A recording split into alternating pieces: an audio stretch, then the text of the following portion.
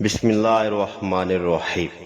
حضرت علی رضی اللہ عنہ نے فرمایا، جو صبح کی نماز کے بعد 10 مرتبہ قل هو اللہ احد یعنی سورہ اخلاص پڑھے گا، وہ سارا دن گناہوں سے محفوظ رہے گا، چاہے شیطان کتنا ہی زور لگا لے۔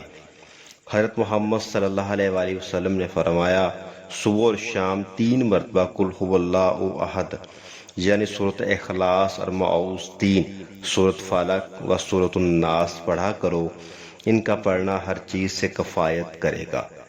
سورۃ اخلاص کی بہت زیادہ فضیلت ہے، اس کو پڑھنا معمول بنائیں، دوسروں کو بھی اس معمول کے بارے میں آگاہ کریں۔ ویڈیو اچھی لگے تو شیئر کیجیے، لائک کیجیے ہمارے یوٹیوب چینل کو۔